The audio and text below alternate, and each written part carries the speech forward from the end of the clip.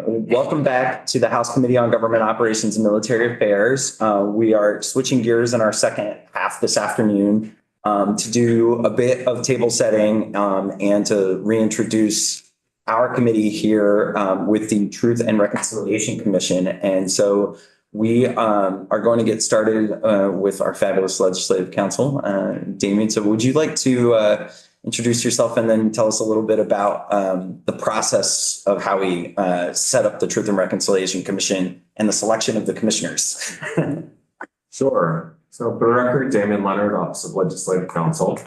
I apologize for my voice today. I'm getting over a cold that I fought off for all of the break from Christmas to New Year's until we came back for the session. So that's what it is. There it is. So in 2022, the General Assembly enacted the law creating the Truth and Reconciliation Commission, which is found in Title I, Chapter 25. The process of creating the Truth and Reconciliation Commission was a fairly involved process that took place mostly upstairs in the House General Committee. And the way it was designed in consultation with experts on Truth and Reconciliation Commissions from elsewhere around the world. And it was designed to be a sort of an island within Vermont state government, so that it would be insulated from political pressure as it was doing its work. So the worry was you're creating a commission that's looking at what has Vermont done historically to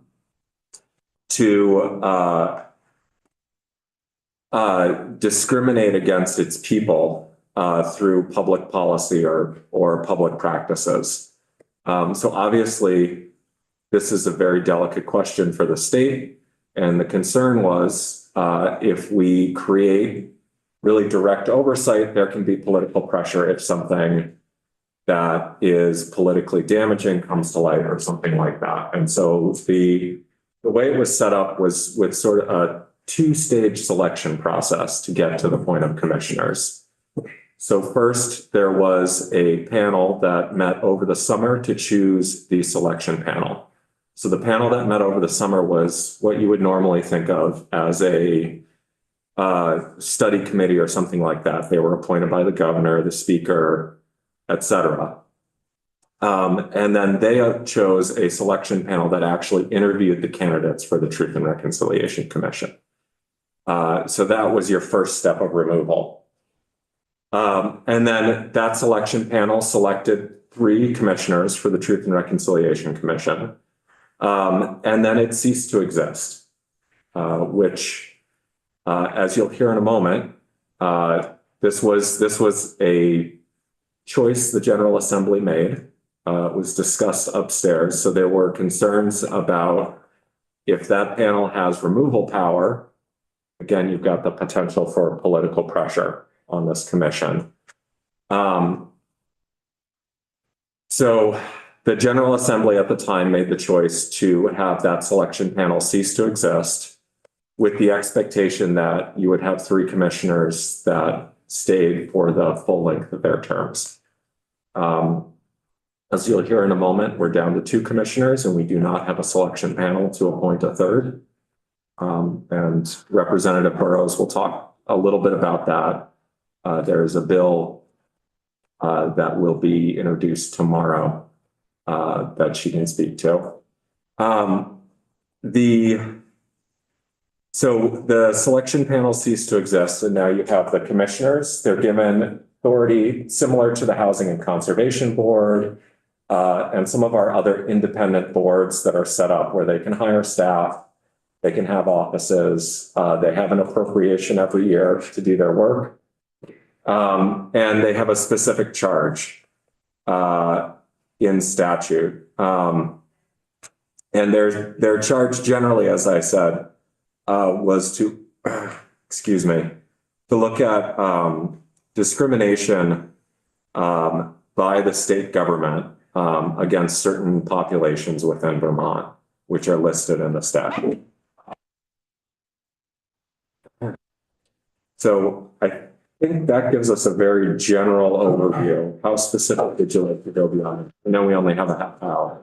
No, I think that's helpful. So I just wanted to make sure that the committee, before we talk to our commissioners and the representatives who are looking at ways we can solve the challenge that we have before us, I just wanted to make sure that the committee was all kind of understanding that the filling of a vacancy here is different than typical commissions, boards, et cetera, that we have, because we very intentionally, as Damian said, created this insulation from political influence by having a selection panel and then having it dissolve.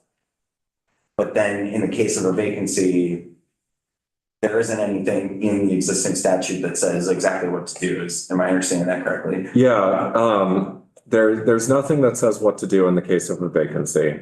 And the statute was left deliberately silent on that point. I believe at the time, my recollection is that we discussed that if it looks like there's going to be a vacancy, we can come back and set up a process at that time. There are a couple other things I wanted to mention.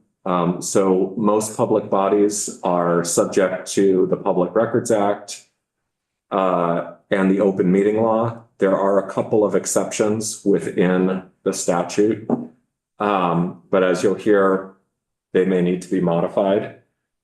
So first, because some of the materials they're dealing with are extremely sensitive for the individuals involved. For example, if you had someone who was in a state institution who had a psychiatric disability, and they were the subject of abuse while they were there, they would not want that publicly disclosed potentially. So first, there is a requirement that any records that are disclosed be redacted so that they can't be individually identified. And then second is the opportunity to interview people privately, so outside of a public session. So typically a public body, when they're taking testimony, it's in front of everyone, and they're given the right, when individuals would prefer not to speak publicly, to take that testimony privately, and then their reports include this information without any individually identifying information, unless the individual is given express written consent to have their identity revealed to the public. So when they're reporting on any instances that they may have found, typically it will be with all the individuals de-identified and any information that might identify them taken out of the report, so that to protect those individuals and their privacy. So those were just two other things that I realized I left out. So with that, I can step aside. Any questions for Damian about what's in statute before we let him go? All right, thank you very much. I'll be right here, so we'll go far. So I believe Representative Stevens and Representative Burrows are going to come up together to tee things up, and then we'll hear from the commissioners.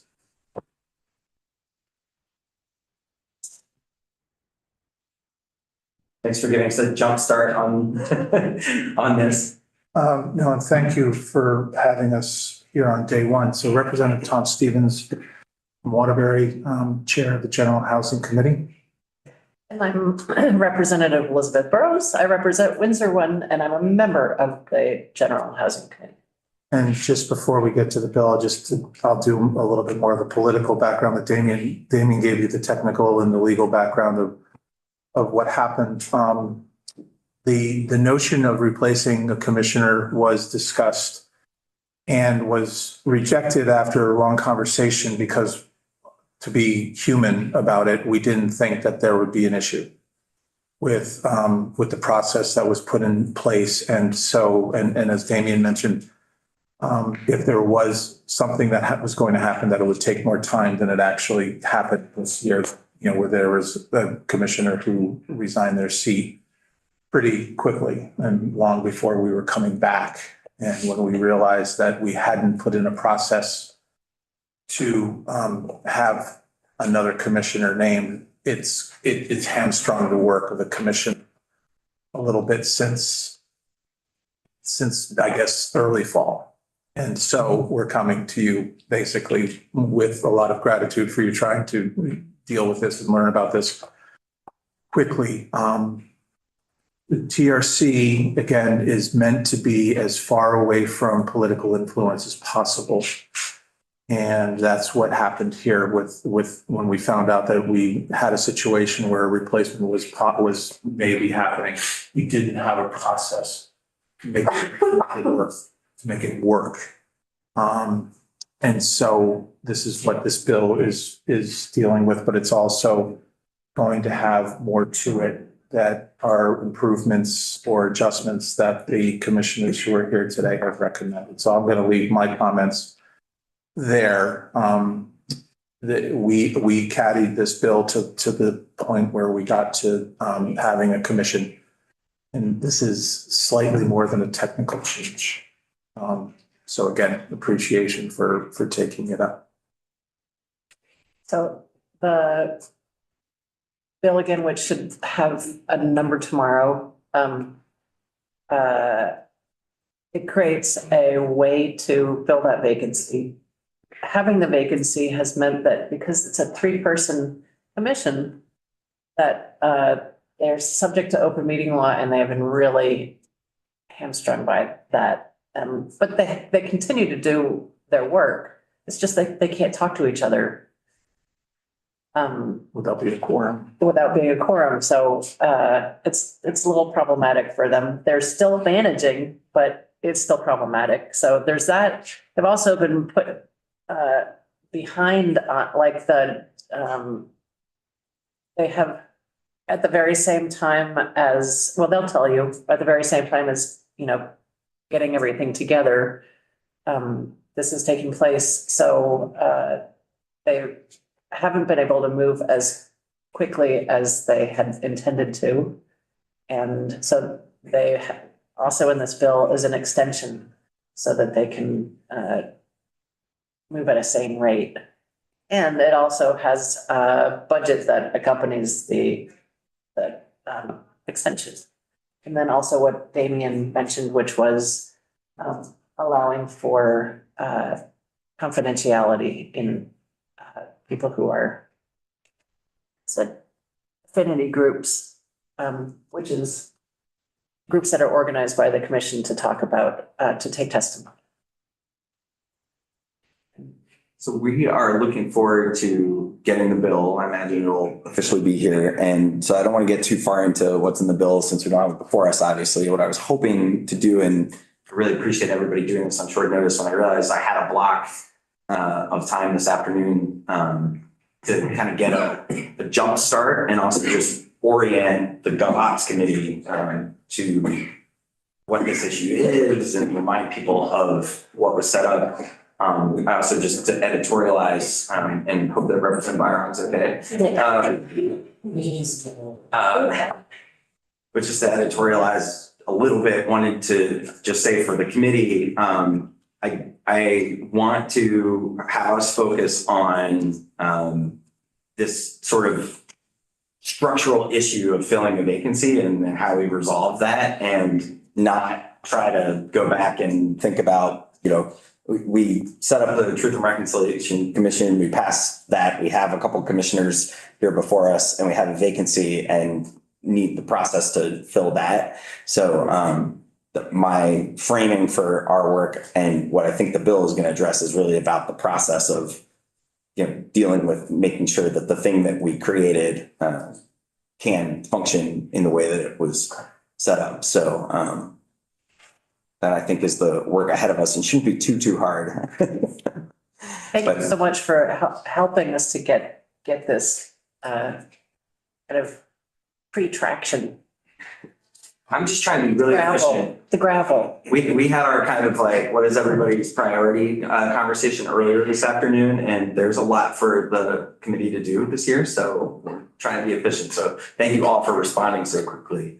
Before we hear from the commissioners, is there anything else that you all want to No, I think obviously we'd be happy to answer any of the questions that you might have if they'll inform your decision. But it is, you know, again, when I said it's more than a technical change. I mean, this is a process that exists within government itself through the agency of administration to replace commissioners. It's just in our desire to, again, take something that was relatively new that we needed to protect from being part of the system.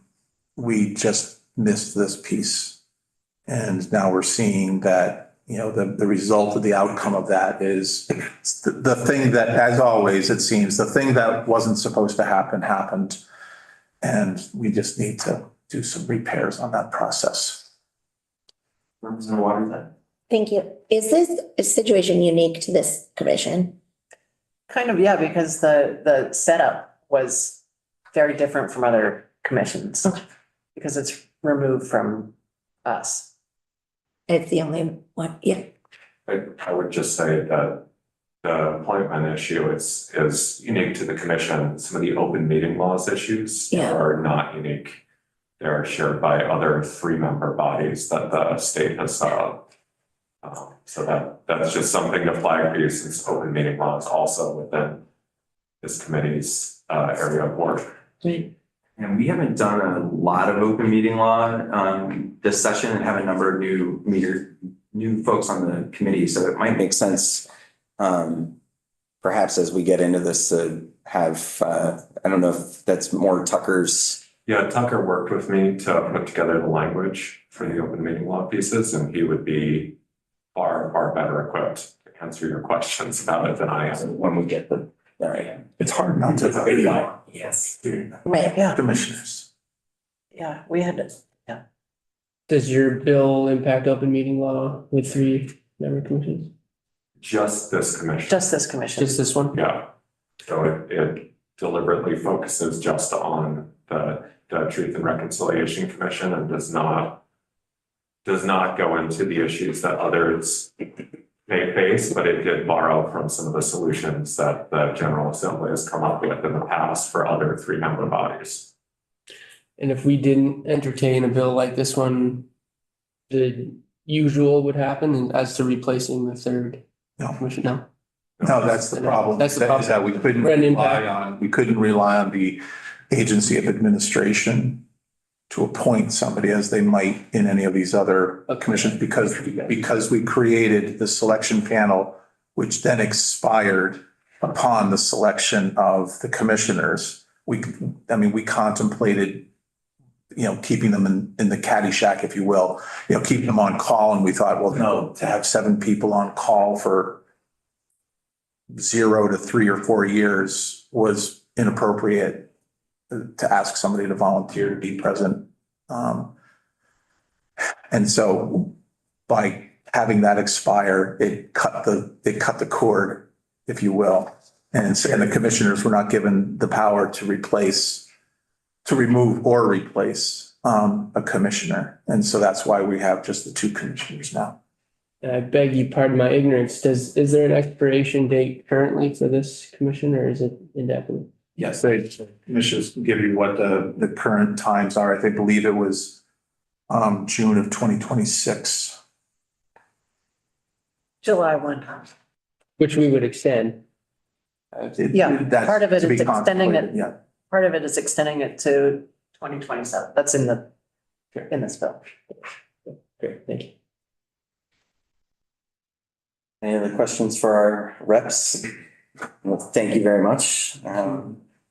Thank you for the opportunity To dive right in and So before we hear from the commissioners, I just want to say in the spirit of full disclosure that Commissioner Mackin, Walker Mackin, is a classmate of mine from Missisquoi days. So good to see you again. Hi.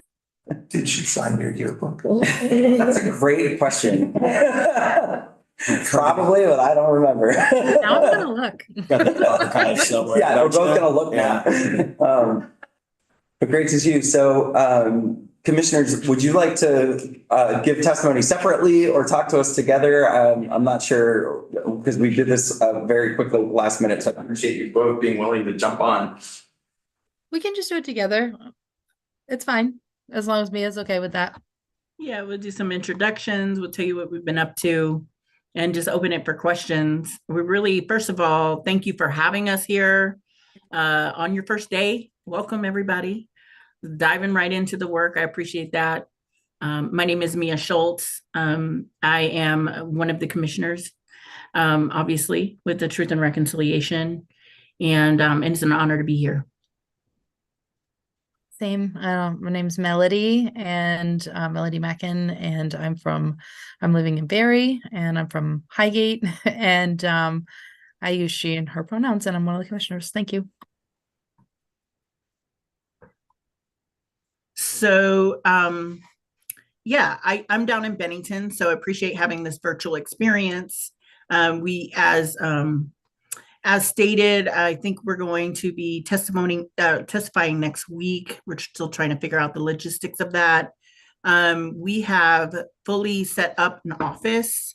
It took some doing.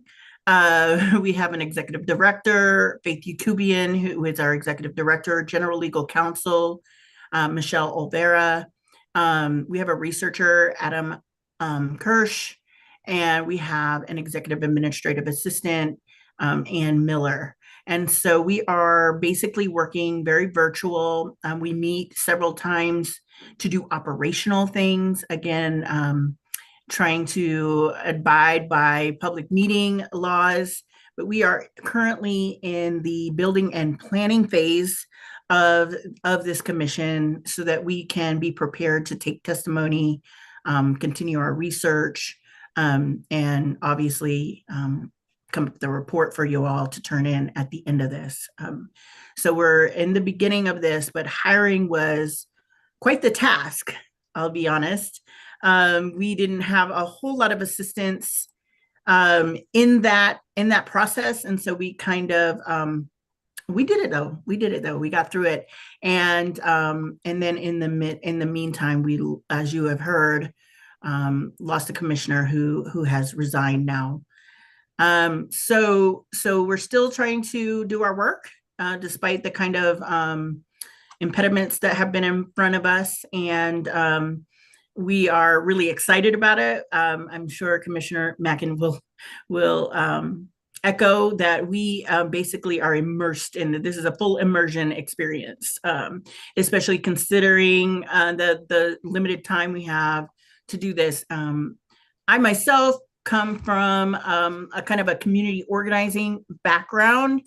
And so in the beginning, Melody, I, and the third commissioner really discussed having intentional practices that were really focused on the impacted and very centered in their experiences to ensure, that truth is uplifted, especially from those who have been invisibilized. Melody, do you have anything to add? Yeah, we've just been working on trying to include the public as much as possible, getting feedback whenever possible. We tried to do a logo contest. We've been working on getting feedback for emblematic cases, and that's been a lot of work. And the researcher and the legal counsel have been awesome in helping us set that up, and the public support for it has been incredible. We've learned a lot of things from it, and so that's been great. There's been a few things we've attempted to do that didn't sort of work, like for instance, we spent weeks, well, we as in especially Mia spent weeks and weeks trying to set up a physical office, and then the flood happened. And so that was like a whole month of trying to get everything set up. And then, as you all know, it was just like nature just was like had other plans. And so there's been things along the way that have like curtailed some of the things we've been trying to do. And then when Commissioner Standen decided he wanted to go to teaching again, we were like, okay, so we're a walking quorum at all times. So now what do we do? So we've been trying to really make sure that we are following everything that we can. So we've been really busy, and also we're ready for the next commissioner to come so that we can really get down to this. So we appreciate you doing this with us. Thank you. I would also say and add that, I come from a background where there's a lot of representation, a lot of community connections that I have, but I don't have all of them, and neither, and Melody as well. She comes from a rich background of different cultural impacted community connections, and not having this third commissioner to kind of fill in those gaps where we do not have connections has been a barrier, and to the point where we are at the point where we need to possibly hire a consultant to help us during this gap of time without this commissioner to kind of help us understand those communities and make sure that we're including them. Again, going back to how we are trying to focus intentionality in our work. We were really feeling that missing commissioner.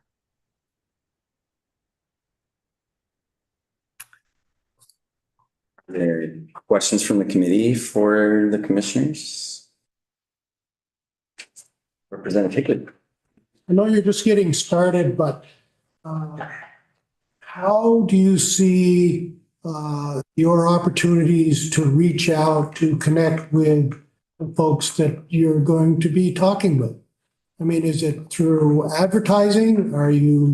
I just can't imagine that quest. Yes, that is a big quest. Thank you for recognizing that. We are we're in building and planning phase. And actually, Melody and I have spent the summer really connecting with different groups, building relationship. So it starts with building relationships with the different communities, right? And now we are in a phase where we'll start taking names of people who might want to start testifying, or who might have stories that they want to tell. And so that's the next phase. But we're really trying to make sure that we have relationship building at the center of that, because as you know, and as this group was formed to be separate from the government, there's a lot of mistrust within those communities. And we are, whether or not we're separate or not, we are state employees. And so we have had to tread that line very carefully to ensure safety first and foremost of those stories and those truths, and to ensure that those who want to participate are fully seen, as you will, just fully embraced with their stories and not denied any kind of opportunity for safety. So that in of itself, that barrier in of itself, just to cover the safety issue and the trust issue with the communities, really started early on. And it's just going to be building on itself with more and more as we build out our plan, our strategic plan. Thank you. And honestly, connecting with the communities has been amazing and fun. And this is what we do. So, and finding new opportunities to meet new people and different events and just talking to people. It's great. We got this.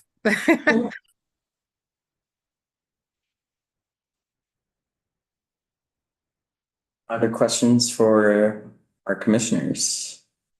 All right, until everybody's easing into our work here. So we will very likely welcome most or all of you back as we get the bill officially here. I'm thinking we'll try to do a full walkthrough with Damien, a little open meeting law orientation with Tucker, kind of maybe Tuesday or Wednesday next week. So I'll work with Representative Byron and Andrea to tee that up. And Mia and Melody, we will let you both know when we're planning. So I'll make sure that we're keeping you apprised of when we're working on the bill as we get into it, as well as Representative Stevens and Burrows. So, yeah, does anybody else have anything else we should know in terms of getting us situated so we can dive into this when the language comes over? Right. Well, thank you all for doing this last minute and using our first day here as efficiently as possible. Thank you both for joining, commissioners, and for stepping up and doing this work. And sorry we gave you a bumpy start to this process, but we'll try and iron out the kinks. No Thank worries. you. Thank you. Thank you so much. Look forward to the next steps. Bye. Bye. Right, everybody. So before we break, I wanted to remind everybody to take a look at the 4 opportunities they're on Thursday, starting on the 11th, I believe, to go to the National Guard orientation presentations. So those are going to be over, I think, in room 267 in the pavilion on the 2nd floor. If I'm not mistaken. I want to really appreciate Representative Hango and Representative Byron's patience as we worked with the Speaker's office to find a space and coordinate dates and all of that. But one of the things that I forgot to mention as we were having our conversation before is that there will be an adjutant general election this year. I think that those orientation meetings will be good to help folks understand what the National Guard does and what the process is. And we're unusual as a state. I think we all heard this from General Knight and others last year when we were working with them, that the legislature electing the adjutant general, I think we're the last state that does it. We're the last state that does it, correct? Right. Yep. Did they have a contest? I believe General Knight's the only name I've heard so far, but Yes. It's the only name for it. He'll be around the building tomorrow. I'll send you all a reminder too, so because I'm good at that. we did, this body, a couple of years ago, did create qualifications. And I think a couple of you were involved in that process of setting out, rank and experience that needed to be there. So that may have eliminated some of the more political candidates, if I'm not mistaken. Yeah, we can almost do that with sheriffs. Does anybody else have anything to throw on the table before we break? Great. Well, thank you all for a good first day. I will see you all back here. I think we're going to try to get in at 11:45 if the floor lets us, to hear Will Sunning do. There's some language that the elections division wants to put in the BAA that we're going to get a look at.